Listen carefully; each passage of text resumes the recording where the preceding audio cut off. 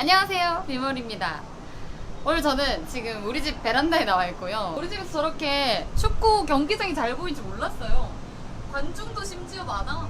그치. 축구 할 데가 없는데 어디서 소리 이렇게 계속 들리나 싶었는데, 네, 아무튼 저 근처에 있었네요. 그건 그렇고 오늘 저희 쉐라톤 호텔 루프탑 바에 알티튜드? 아무튼 쉐라톤 루프탑 바 작년엔가 생겼을 거예요. 그쪽으로 오늘 칵테일 한잔 하러 갈까 싶습니다. 바로 일단 가서 얘기를 좀 이어서 해볼게요.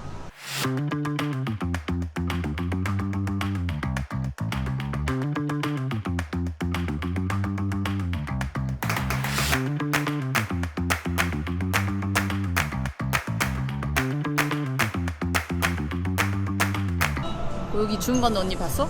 예뻐? 아이 눈 침침하면 못 보겠는데. 자, 여기 쉐라톤의 루프탑 바에 왔고요. 진짜 집 근처에 있었는데 우리 집에서 엄청 잘 보인달걸 여기? 응. 그러네. 저거 우리 집인가? 이게 우리 집이야. 아 맞네. 몰랐지. 실내도 있고 실외도 있고. 실내는 시원하게 더운 날에 저희 안에서 먹어도 되겠다. 그래. 비 오거나. 근데 오늘은 날씨가 좋아가지고 야외로 나왔고요. 야외는 완전 탁 트인 뷰입니다.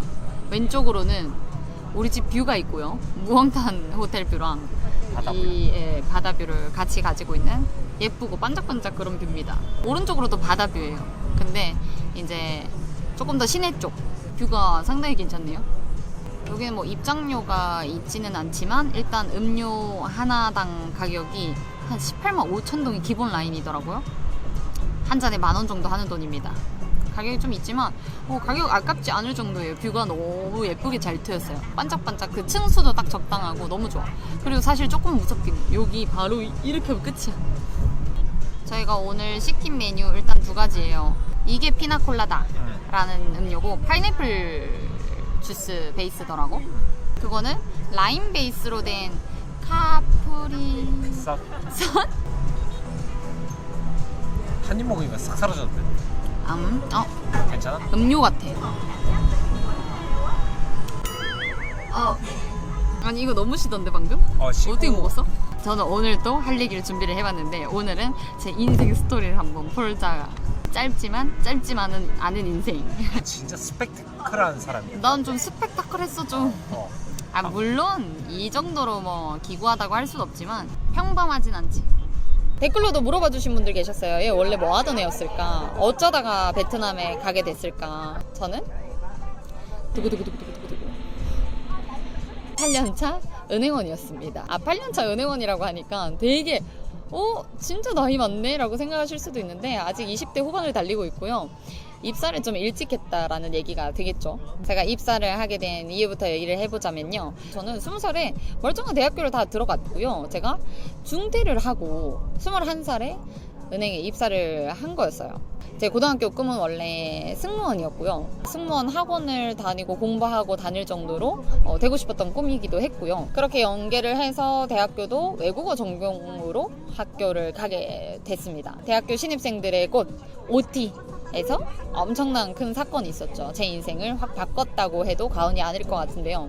여러분들 아마 들어보신 적이 있을 것 같아요. 경주의 마우나 리조트 붕괴 사건 들어보셨을까요? 붕괴 사건에 저는 건물 잔에 실제로 깔려 있었던 학생이었어요. 깔려 있다가 구조를 받았던 사람이었고요. 그때 상황을 살짝의 얘기를 좀 드려보자면 겨울이었는데 이 체육관에 눈이 많이 쌓여서 이게 그대로 폭삭 내려앉으면서 사망자가 10명인가 11명 나왔던 그런 사건이 있었죠. 이렇게 체육관에 한 400명 정도가 있었는데 저는 뒤쪽쯤에 앉아 있었는데 앞에부터 이렇게 조명이 내려앉기 시작하는 걸 저는 봤었단 말이죠. 그리고 앞에 있던 친구들이 다 뛰어나오잖아요, 뒤로. 근데 저는 빨리 나갈 수 있었음에도 밀면서 이제 넘어져가지고 엎드려서 그대로 정신을 좀 잃은 상황이었어요. 지붕이 이렇게 되니까 그 건물 잔에 어딘가에 제가 찡겼었나 봐요. 겨울이니까 코트를 입고 있죠. 제가 엎드려서 있었는데 그 코트가 건물 잔에 찡겨가지고 움직이지도 않는 상황이었고요. 엎드려서 제가 고개를 이렇게 하고 있었는데 이렇게 돌릴 수도 없을 정도로 이만큼의 공간도 없었어요. 바닥은 다 눈밭이었고요. 말 그대로 눈이 이렇게 폭삭 내려앉은 거였으니까. 그래서 저는 그때도 그 생각을 했어요. 저체온증으로 죽는 게 이해가 이해가 된다 싶더라고요. 정신을 좀 잃어가더라고요. 근데 그 속에서 저를 구해준 사람은 있었습니다. 제 바로 앞에 진짜 손만 닿는 사람이 있었어요. 근데 그분이 저를 손등을 이렇게 막 치면서 일어나시라고, 정신 차리라고 얘기를 계속 해주셨어요. 진짜 웃겼던 건요, 그분이 저를 깨워주시고 그분도 잠드시는 거예요. 그래서 막 서로 막 깨웠어요. 정신 차리라고, 정신 차리라고 막 이러고 있는 와중에 학생 선배들이 이제 구조를 해줘가지고 저는 또 무사히 나오게 됐었고요. 나오고 나서 치료도 받고 뭐 트라우마 관련돼서 심리 치료도 뭐 받고 했는데 저는 별 크게 탈이 없더라고요. 그래서 와, 나는 진짜 강한 멘탈을 가졌나 보다 하고 무난하게 생활을 하던 중이었는데, 그 해였을 겁니다. 우리 가족들이 갑자기 제주도로 가족 여행을 가자라는 계획이 나왔어요. 제주도 가야 되니까 이제 비행기를 타자라고 예약을 하려고 하는데 제가 갑자기 이 비행기를 못 타겠는 거예요. 비행기 탔는데 사고가 나면 어떡하지? 라는 그런 불안감이 엄청나게 들었다고 해야 될까요? 너무 거부 반응이 와서 무서워서 진짜 난 못 타겠다고 막 얘기를 하게 되면서, 제가 승무원이 꿈이라고 말씀을 드렸잖아요. 비행기를 못 타는데 제가 어떻게 승무원을 하겠어요, 그죠? 와, 난 망했다라는 생각이 들기 시작을 하고 꿈의 정체성이 없어진 거죠. 학교는 그냥 뭐라도 되겠지 하고 다니고 있던 와중에 이제 집에서 권유가 있었습니다. 그렇게 해서 뭐 안 될 것 같으면 학교 굳이 다닐 필요 없이 밖에 나와서 좀 안정적인 다른 직업을 찾아보는 게 어떻겠냐라고 얘기를 하셔가지고 공단에도 면접 보고 뭐 하다가 뭐 우연찮게 은행에 들어가게 된 거죠. 그때 조금 더 준비해서 공단 들어갔으면 더 좋았을 낀데. 그렇겠지. 그때는 근데 공단에 내가 들어간다라는 생각을 전혀 못했어가지고 면접도 공부 하나도 안 하고 들어가서 봤을 정도였으니까. 아무튼 그건 그렇고, 그 21살에 그 은행 다니면서 처음 배우는 사회생활과, 그러니까 처음 벌어보는 돈 있잖아요. 얼마나 재밌던지요. 정말 열심히 했었어요. 일 배우는 것도 너무 재밌었고, 그런 문화도 재밌고, 돈 만지는 것도 너무 재밌었고, 물론 제 월급 만지는 거 너무 재밌어가지고 정말 열심히 했었어요. 지금 막 새벽까지 별 것도 없는 거 막 공부하고 자고, 막 버스 타고 출퇴근하는 동안 그 버스에서 막 공부하고 막 이럴 정도였거든요. 그렇게 하다 보니까 어느새 제가 인정받는 자리까지 가 있더라고요. 그렇게 저는 7년이라는 시간이 또 훌쩍 흐른 겁니다. 그렇게 8년 동안 제가 은행에 다니면서 직접적으로 느꼈던 장단점들을 얘기를 해보려고 합니다. 우선 장점부터. 첫 번째는 어디에 내놔도 꿀리지 않는 직업이었습니다. 너 일 뭐 해? 나 은행원. 꿀리지 않죠. 부모님도, 시부모님도 마찬가지입니다. 내 딸 은행원이야, 내 며느리 은행원이야. 꿀리지 않죠. 이 브랜드라는 게 무시를 못해요. 두 번째는 대기업이다 보니까 아무래도 체계적인 복지가 있었습니다. 써야 하는 휴가 일수라든지 혹은 명절 되면 이제 떡값 다 나오고, 경조사비, 유니폼 뭐 수선하는 뭐 그런 피복비나 뭐 그런 것들, 월급에 추가 소득이 좀 있었던 부분이 있고요. 그리고 세 번째는 실적을 올리면 올리는 만큼 인센티브를 받는 식이었습니다. 이게 장점으로 얘기할 수 있는 이유는 저는 일을 상당히 좀 잘했던 직원이란 말이죠. 재수 없죠. 근데 실제로 제가 뭐 매년 뭔가 수성을 놓친 적이 없을 정도로 뭐 은행장 상도 받고 여기저기 뭐 할 정도로 실적은 참 좋았던 직원입니다. 내 계약 연봉만큼을 제가 인센티브로 받은 해도 있었을 정도니까요. 그리고 네 번째는 3D 직업이 아니라는 거죠. 몸 쓰는 일이 아니죠. 더운 날씨에는 시원하게 일할 수 있고, 추운 날씨에는 따뜻하게 일할 수 있고, 깨끗한 근무 환경이 갖춰져 있으니까 그런 부분도 좋은 점으로 당연히 꼽을 수가 있겠죠. 물론 좋은 점만 있었던 건 아니겠죠. 단점을 얘기를 한번 해볼 건데, 가장 큰 단점으로는 연봉이 너무 작다는 거. 정말 최저시급에 가깝게 줬던 것 같아요. 연봉이 왜 작아? 라고 물어보실 수 있는데 은행에는 정규직과 계약직과 무기계약직이 있답니다. 정규직이 대부분이겠지라고 생각을 하시겠지만 실제로 창구에 앉아있는 인원들 중에 최소 20% 30%는 계약직 직원입니다. 제가 있었던 데도 거의 한 50%는 계약직 직원이었어요. 생각보다 계약직은 많다라는 얘기도 드리고 싶고, 근데 저는 무기계약직으로 있으면서 연봉 계약이란 걸 매년 하거든요. 근데 이제 뭐 협상이라기보다는 이제 해가지고 그냥 쓰고 하는 거. 제가 21년도 기준이면 한 6년 차인데요. 그때만 해도 2천만 원 초반대로 계약을 했었습니다. 근데 실제로 제가 연말정산을 해보면요, 4천만 원 초반대 나올 정도입니다. 그만큼 제가 실적으로 와다다다 했었다는 얘기가 되는 거겠죠. 그리고 두 번째 단점은 첫 번째랑 좀 연계되겠지만 실적 압박이 있다는 얘기입니다. 아마 알고 계실 분들은 다 아실 텐데 은행의 실적은 없는 데가 없을 겁니다. 카드, 보험, 펀드, 뭐 주택 청약, 뭐 등등 대출까지도 실적은 다 주어지는 양이 있는데요. 1년에 뭐 해야 되는 양이 정해져 있는 것도 있지만은 뭐 갑자기 이제 뭐 이번 달 이벤트다 이렇게 해서 이번 달에 얼마를 채워야 된다 뭐 이런 얘기들도 있습니다. 근데 이제 그런 걸 못 채우게 됐을 때는 흔히 자폭이라는 얘기를 하죠. 남편 거 보험 가입을 한다든지 엄마 거 보험 가입한다든지 부담이 되죠, 아무래도. 그리고 세 번째는 휴가액입니다. 내가 원하는 시기에 못 씁니다. 사실 요즘엔 좀 안 그렇다고도 하시던데 제가 기억하는 은행은 아닌 것 같아요. 은행은 바쁜 날이 정해져 있어요. 월말, 월초, 10일, 세금 내는 25일, 샌드위치, 공휴일, 명절. 아 진짜 바빠요. 그러면 어떻게 되겠어요? 사실 쓸 수 있는 날이 많이 없습니다. 심지어 연초 연말에도 바쁘기 때문에 크리스마스 이브에 뭐 이거 쓰고 어디 간다는 저는 좀 생각도 못 해봤었고, 남편은 실제로 저보다 휴가 개수가 훨씬 더 많았거든요. 집에 있는 날이 훨씬 더 많았어요. 제가 휴가를 많이 못 쓰니까.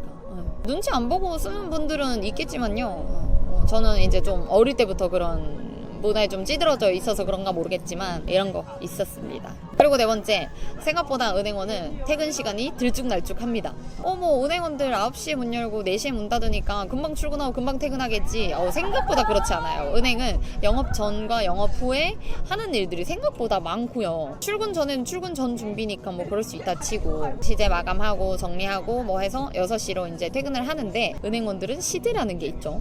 매일매일 본인이 관리하는 현금 관리 체계가 있기 때문에 내 시제가 1,000원만 안 맞아도 5,000원, 10,000원 안 맞아도 찾아야 되는 시스템이잖아요. 중요한 포인트는 뭐냐? 내가 시제를 틀리건 내 옆에 직원이 틀리건, 직원이 10명이 총 있는데 그중에 1명이 시제가 안 맞는다, 나머지 9명 집에 못 가요. 은행원끼리도 꼬이는 경우가 정말 많기 때문에 그걸 다 같이 찾아야 하고 찾을 때까지 못 간다고 봐야 되고요. 진짜 특수한 일이 있는 경우 아닌 이상 저도 제일 늦게까지 남아본 게 한 10시까지 남아봤던 것 같아요. 이렇게 장단점을 쭉 일단 나열을 좀 해봤는데 단점이 더 많았나요? 단점도 있고 장점도 있고 모든 회사가 다 그렇죠 뭐, 그죠? 장단점은 다 뚜렷하게 있는 건데 실제 8년을 다녀보면서 느꼈던 점은 이런 점이었다. 물론 직장 다니면서 불만 없는 사람 없고, 저 역시도 그 8년간 뭐 장단점이 다 있더라도 참 즐겁게 다녔던 회사였거든요. 그런데 결국에 왜 퇴사를 하게 됐는지, 퇴사가 사실 한 가지 이유만은 아니었어요. 한 가지 이유로 퇴사했어도 안 됐었고 여러 가지가 있었는데, 일단 좀 큰 거 몇 가지를 좀 들어보자면, 무기계약직에서 전 정규직으로 전환을 하고 싶었던 겁니다. 공채 시험으로. 왜냐면 제가 공채 시험을 매년 봤는데요, 눈물 이렇게 좀 흘려주는 제가 면접도 몇 번 가고 했을 정도인데 면접에서도 제가 너무 떨어가지고 자꾸 떨어지는 거예요. 근데 이게 사람이 뭐라 해야 되죠? 오기라고 해야 될까요? 좀 짜증이 나기 시작하는 거예요. 이게 내가 진짜 뭔가 부족해서 안 되는 건지, 아니면 퇴근하고 그 공부할 수 있는 시간, 내가 이 면접 준비나 시험 준비에 공들일 수 있는 시간이 부족해서 안 되는 건지, 그게 좀 궁금하더라고요. 그래서 진짜 자기 자신과의 싸움에서 한번 이겨보자 라는 생각에, 나 진짜 퇴사하면 무조건 붙을 수 있다, 이런 자신감이 좀 있었어요. 제대로 공부 한번 나와서 해보자 라는 생각을 가지고 나왔었고요. 심지어 진짜 나오자마자 제가 붙어서 또 면접에 갔었단 말이에요. 근데 그날도 너무 떨어가지고, 아무튼 그렇습니다. 그건 뭐 긴 얘기 할 필요가 없고 어차피 떨어졌으니까.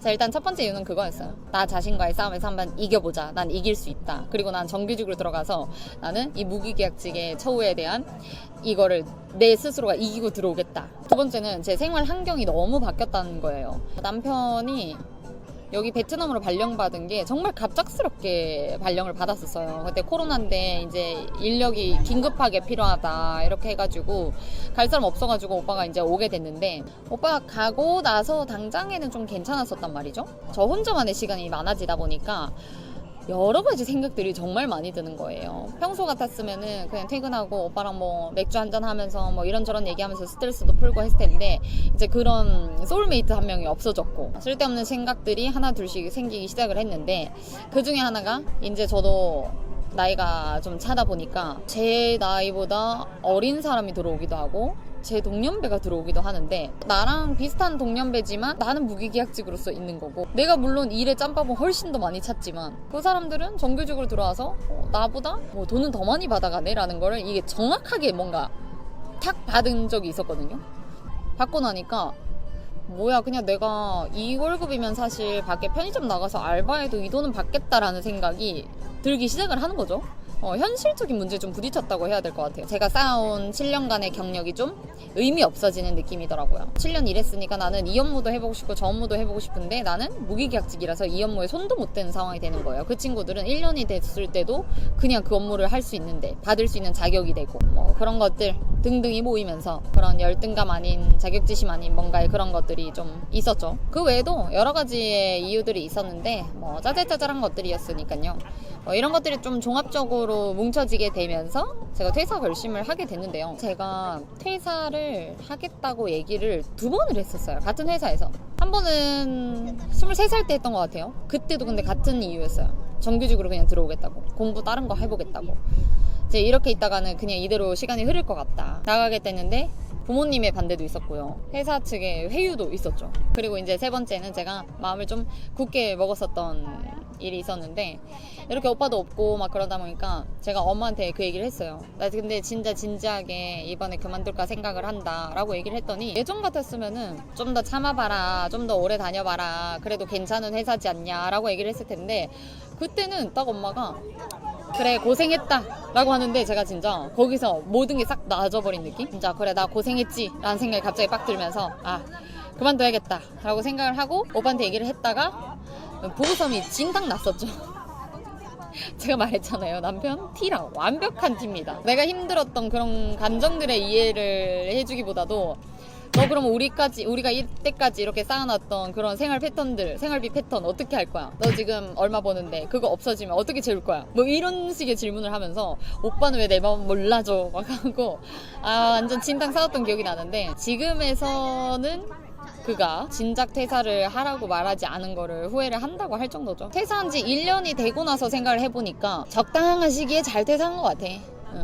내 경력을 쌓을 수 있는 만큼 쌓았고 세상을 바라볼 줄 아는 눈이 좀 생겼을 때 잘 퇴사한 것 같다라는 느낌? 그리고 결론은요.